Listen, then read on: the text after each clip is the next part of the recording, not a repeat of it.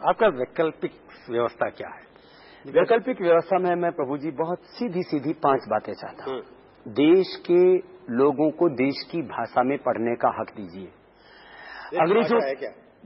देश की भाषा राष्ट्रभाषा और अन्य भारतीय भाषाएं 1% नहीं, उसमें बस हमारा तो एक जो प्रांत है वो एक देश के बराबर है। एक जिले के बराबर जुड़ेगा नहीं तब तक कैसे होगा? आप मैं बता रहा हूं 1% अंग्रेजी पढ़े लिखे लोग यदि देश की संपूर्ण व्यवस्थाओं के ऊपर निरंकुश नियंत्रण रखें तो क्या 99% लोगों के साथ में अन्याय नहीं है?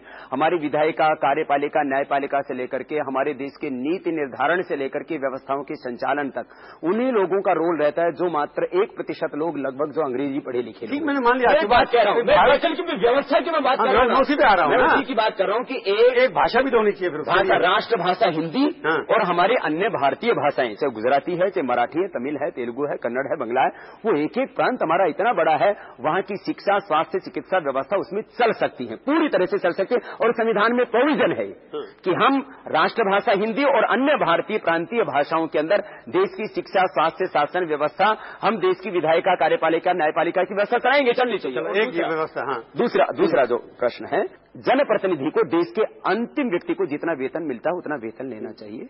देश का अंतिम आदमी जहां अपने बच्चे को पढ़ाता है वहीं इसको एमएलए एमपीज को अपने बच्चों को पढ़ाना चाहिए। देश का अंतिम आदमी जहां पर अपनी चिकित्सा कराता है वहीं पर इनके बच्चे यदि बीमार हो जाएं एमएलए एमपी टॉप ब्यूरोक्रेट्स के, तो वहां उनका इलाज कराना चाहिए। यदि ये चीजें हो जाएंगी, हाँ क्यों नहीं होनी चाहिए? हमारे बच्चे बीमार पड़े तो उनके लिए कतरखाने खोल रखे हैं सरकारी हॉस्पिटल्स, और जो है उनके बच्चे बीमार पड़े तो 5 स्टार हॉस्पिटल, और हमारे बच्चे यदि पढ़े तो कबूतर खाने जहां रात को जो है पंछी रहते हैं और जिनको जहां टीचर भी नहीं आते। तीसरा समाधान 5 लोगों को माने भ्रष्टाचारी, बलात्कारी, आतंकवादी, मिलावट करने वाले और जहरीला रासायनिक प्रदूषण फैलाने वाले, इनको मृत्यु दंड का विधान होना चाहिए। ये देश एक दिन में सुधर जाएगा। और एक बात जो आखिरी बात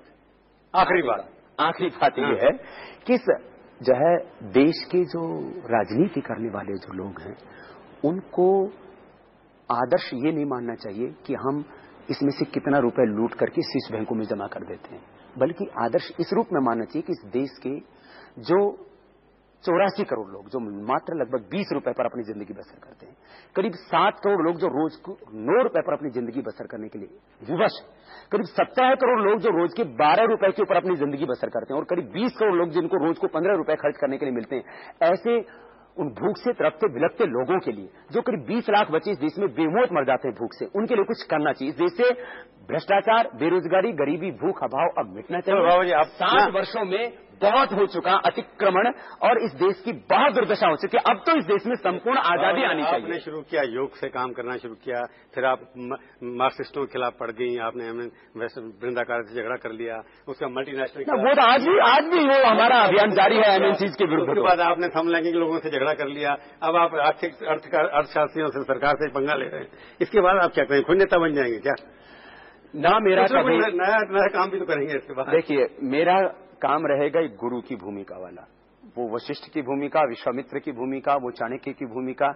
मेरा काम गुरु की भूमिका, और गुरु का काम है लोगों का चरित्र निर्माण करना, वैयक्तिक चरित्र ही नहीं, राष्ट्रीय चरित्र का भी निर्माण करना, उनका नैतिक आध्यात्मिक उत्थान करना, वो मैं काम करूंगा। 99% मेरा काम लोगों को आरोग्य देना और उनका चरित्र निर्माण करना है, लेकिन 1% शरीर तंत्र की शुद्धि के साथ साथ लोकतंत्र का शुद्धिकरण भी होगा, तो मैं और आप रहेंगे। देश है तो मैं हूं और आप हूं, यदि देश नहीं होगा तो न मैं रहूंगा ना। अब हम योग गुरु बाबा रामदेव से पूछेंगे 5 तीखे सवाल। सबसे पहला तीखा सवाल ये है, ये बाल जो आपके काले ये नकली नहीं आती।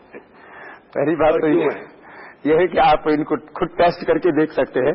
और रंग तो साबुन लाना पड़ेगा धोने के लिए, ये काले रंग इनमें कुछ कुछ सफेद है। आप बुढ़ापा आ गया आपने? बुढ़ापा नहीं आया, मैंने ये जो है ये जो है मेच्योरिटी के साथ साथ एक बात ये है कि बाकी असली है। नहीं, ये काले कितने हैं? इतने ये सारे के सारे नेचुरल काले हैं। मैं हर रोज प्राणायाम करता हूँ और आंवला और एलोवेरा के 4-4 चम्मच जूस सुबह उठ करके पीता हूँ। चलो, आपको जिंदगी में कोई भूल हुई है व्यक्तिगत? जब घर से बाहर निकला था तब एक बार चोरी की थी और माँ से झूठ बोला था। चोरी इसलिए की थी कि घर से बाहर जाऊंगा तो बस में बैठने के लिए किराया कहाँ से लाऊंगा और माँ से झूठ इसलिए बोला था कि माँ मैं घर जा रहा हूँ, लेकिन वापस फिर घर लौटा नहीं। तो माँ अभी तक भी जब मुझसे मिलती है तब कहते बेटा तुम मेरे से झूठ बोल के घर से बाहर क्यों आया। एक बार बताइए, अगर आपको कहीं छुट्टी मनाने का मौका मिल जाए, ब्रह्मचारी को छुट्टी क्या मिलेगी? छुट्टी मना तो कहाँ जाएंगे आप देश में? प्रभु जी मैं आपसे कहना चाहूंगा, जब मैं लगभग 15-16 साल की उम्र में गुरुकुल में आ गया था, मैंने एक दिन भी कोई ब्रेक नहीं किया, एक दिन भी कोई छुट्टी नहीं की। हनीमून बनाने का तो प्रश्न ही नहीं था। तो मैं तो कहता हूँ कर्म ही धर्म है, कर्म ही पूजा, कार्यांतर ही विश्राम। तो आज तक मैंने कभी छुट्टी के बारे में सोचा नहीं, इसलिए फिर मौका मिला जाना ही नहीं है। 18 घंटे में काम करता हूँ, रात को लगभग 10 बजे सोता हूँ और लगभग 3 बजे उठता हूँ। और मैं चाहता हूँ मैं अंतिम सांस तक देश के लिए जीऊं और भगवान ने जिस कार्य के लिए मुझे चुना हुआ है, नियुक्त किया हुआ, उस कर्म को अपना धर्म मान करके निभा पाऊं। मैं जैसे देख रहा हूँ आपका पिछले कई सालों से, आपको ठीक तरह से पत्रकार के नाते देख रहा हूँ, मेरे को लगता है या तो आप राजनेता बनेंगे या उद्योगपति बन जाएंगे। आप कोई दवाइयों का कारखाना चला रहे होंगे, योगा इंस्टीट्यूट चला रहे होंगे।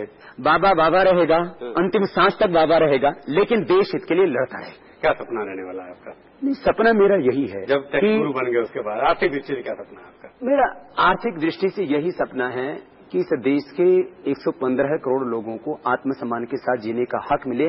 आधी अधूरी आजादी नहीं, हमको संपूर्ण आजादी चाहिए। चलिए, हमारा आपके साथ शुभकामनाएं हैं कि आप आजादी ले सकें, आप एक बहुत जयप्रकाश नारायण शास्त्री बन सकें। आप हमारे स्टूडियो में आए, बहुत बहुत धन्यवाद। नमस्कार। तो ये थी आज की मुलाकात। सीधी बात का ये कार्यक्रम आपको कैसा लगा? आप अपनी राय हमें ईमेल के जरिए भी भेज सकते हैं। हमारा ईमेल का पता है sb@aajtak.com। अगले हफ्ते आएगी बारी किसी और हस्ती की। इंतजार कीजिए तब तक और देखते रहिए आज तक।